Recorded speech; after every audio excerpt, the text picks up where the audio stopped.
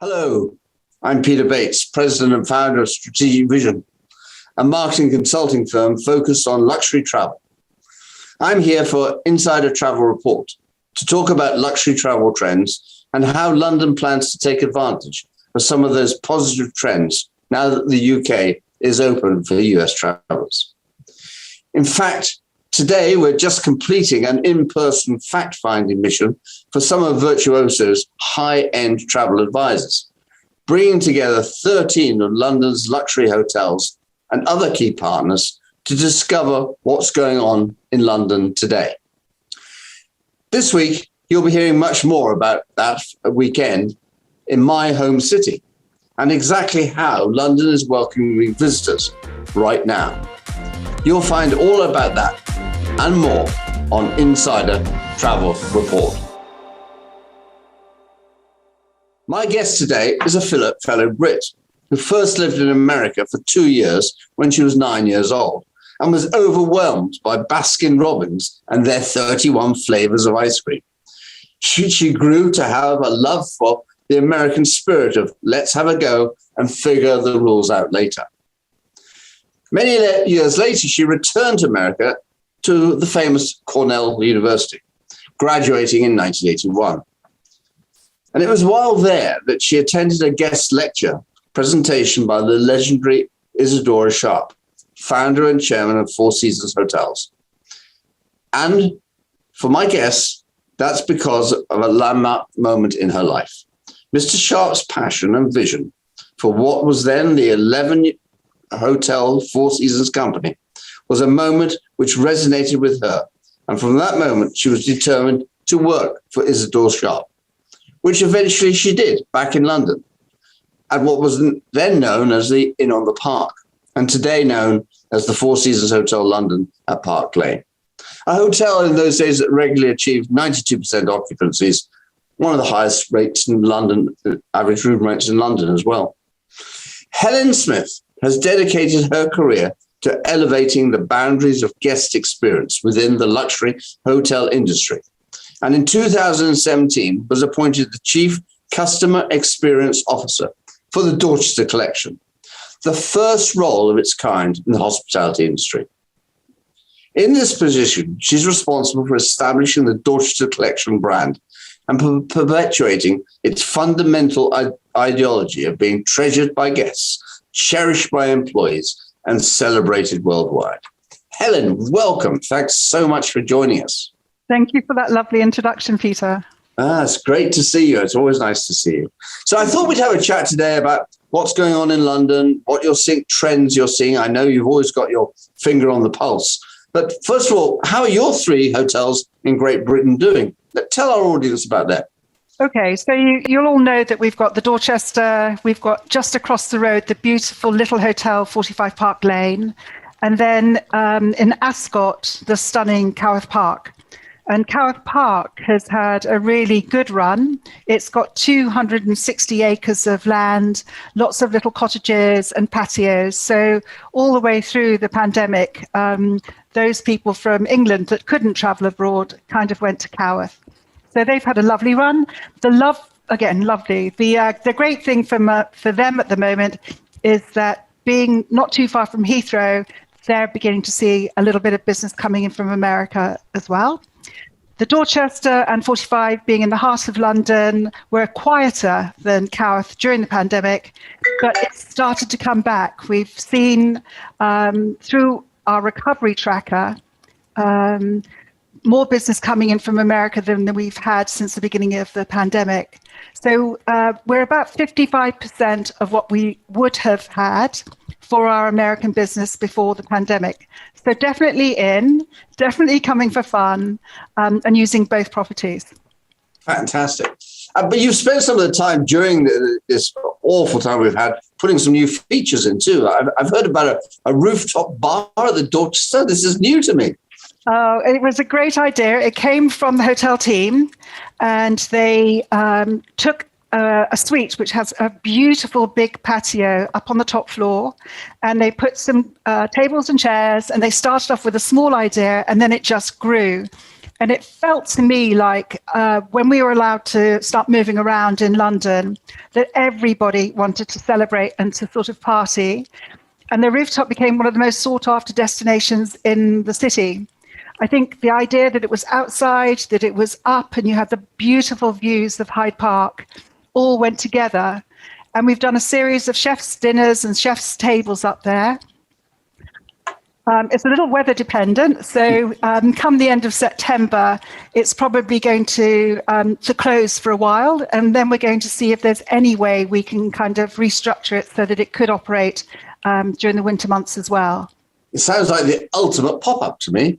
It's absolutely lovely, Peter. I'm sure you'll enjoy it when you come to see. But it's been good for residents, it's been good for non-residents, it's been good for visitors to London because it's pretty well unique. To be able to get that view from Park Lane over to the park. Fantastic. So I'm glad to hear the Americans are coming back, but what are you hearing from your loyal guests? Loyal guests are chomping at the bit. There is that pent-up demand that everyone's talking about. They know to trust us because, you know, they've worked with Dorchester Collection Properties for years and got to know the staff very well.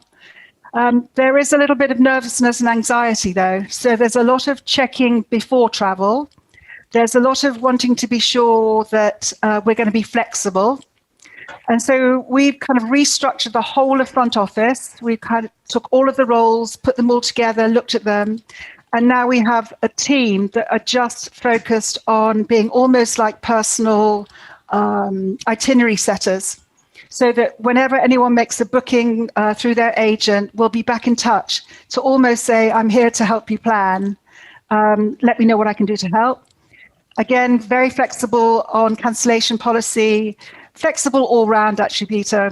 You know, people know to sort of say, I don't want any room service or I don't want you to come into my room. We'll tailor make it.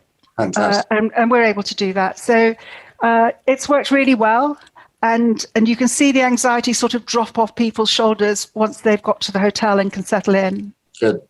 I think this is one of the problems that travel advisors are having too. They're spending so much more time to make every booking. And everybody needs so much more information. You're getting into any country is different. Everyone's different. Everybody wants it different. And it changes almost before you, as soon as you think you've got your head around it, another rule changes. So we do advise people to look at our website and to just check with government websites because they say they're going to give you warning, but every now and again there are a few little tweaks. Yeah. Flexibility is definitely the name of the game, I think. Yeah. And again, with guests, if they feel that they need to have a test taken or they want a test taken because they're going to fly home and it's required, we can arrange all of that. It's no issue whatsoever. That's fantastic. So I was reading recently that during the pandemic, the American affluent have saved something like $3.7 trillion. And that means they're willing now to spend it generously on luxury travel because it does seem that travel is something they all want to do. I did a survey in the last few weeks, which we've just published, which shows that there's a high level of confidence in the financial situation of our affluent travelers over the next 2 years. In fact, 55% said that their travel budget hasn't changed from before the pandemic. What are you seeing? We're seeing exactly that. So I think your research is spot on. The people who are the most comfortably off are the people who seem to be looking to spend. We've had more suite business booked across the whole collection, but also here in London than we had in our normal booking periods. There were 22% over our norm in suite bookings. Also in length of stay. People are, I think you've also found this in your research, that people are choosing to stay somewhere longer. Yeah. It's almost, I've made all the effort to get here, don't ask me to pack. Yeah. So they're staying longer and also they're traveling as families. And that we're really pleased to see that. I'm not sure that we're seeing business travel back up, but we're definitely seeing leisure. And I don't know if you remember, but the Dorchester, you can almost walk the whole corridor going through connecting rooms. So we can be really flexible if people are traveling with, multi-generational. So yes, we agree. People, and again, if you're local, to anywhere that we have hotels, food and beverage has gone crazy. People are dining, they're having beautiful bottles of wine. The little hotel next to the Dorchester called 45 Park Lane has got a restaurant called Cut, which features a lot of meat dishes and beautiful red wines. And they're having some of the biggest sales they've ever had, with people obviously entertaining, thinking, let's just go for it and have a quality bottle of wine they may not have done in the past. Yeah. So again, sorry, Peter, up on the roof at the Dorchester, when we looked at the sales, champagne. Love it.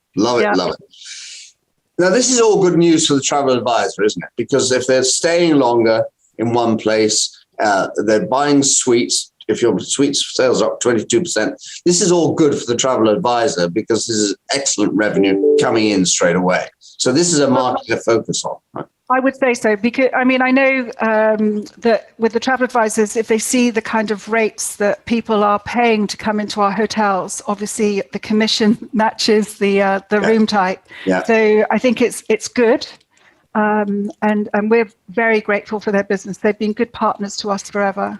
That's great. So again, going back to the research I've just done, before the pandemic, about 40% of those were booking through a travel advisor. That's gone up to 60% now using a travel advisor, because as we were saying earlier, they need more advice. They need more confidence. They want the confidence, don't they? If you think of the travel advisors that we work with, they've got so much experience under their belts. Also, they've got the connections and the relationships, and you can't get that from a website.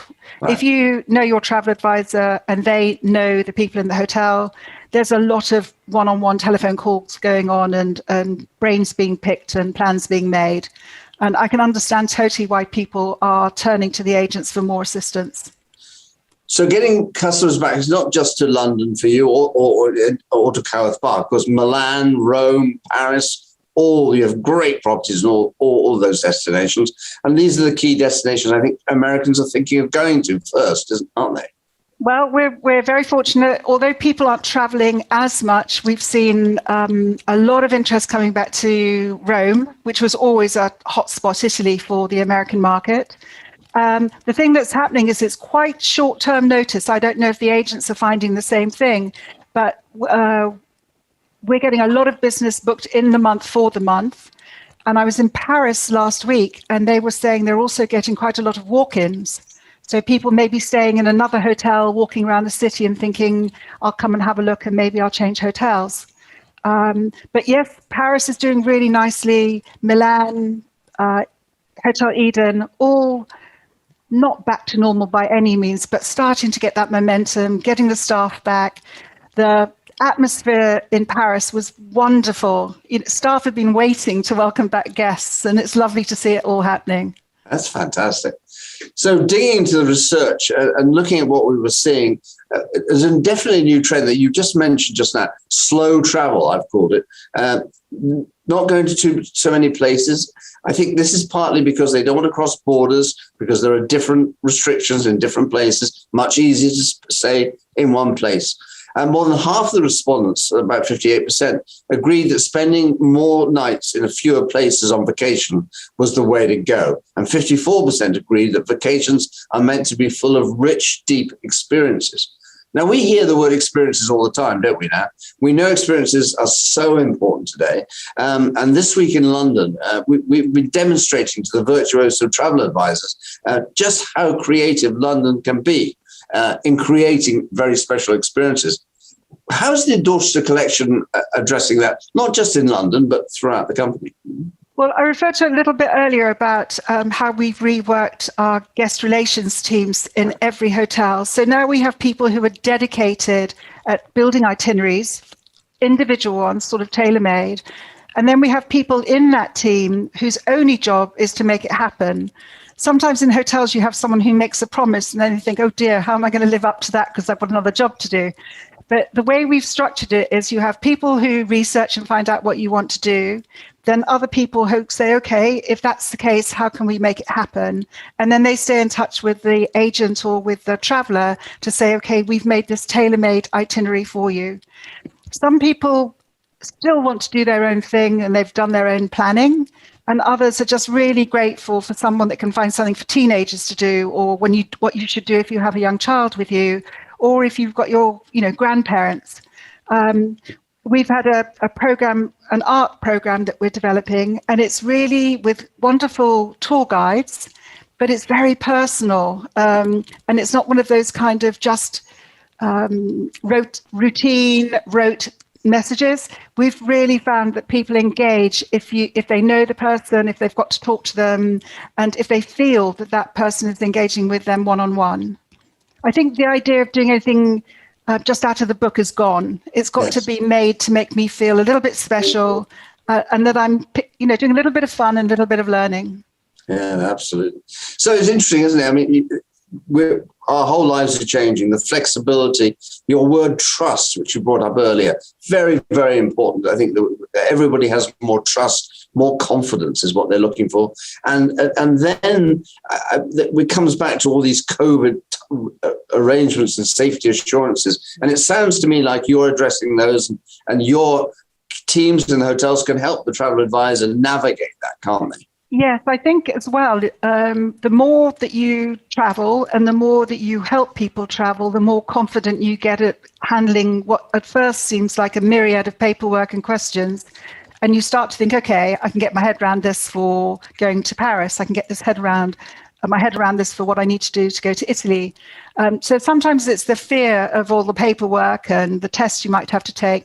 But just from my own experience, once you start doing it, it becomes easier.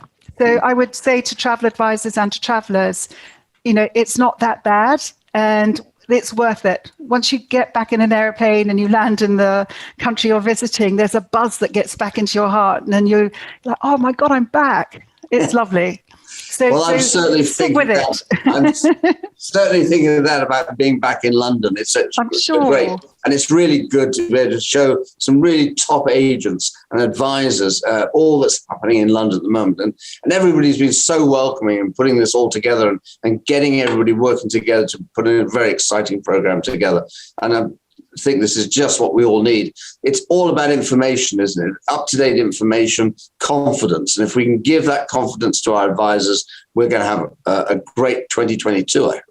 I think so. And I think the fact that the advisors have made the journey will really reassure their customer base as well. Yeah. They can say from my own heart, I've done this and I've seen that and I've done the other.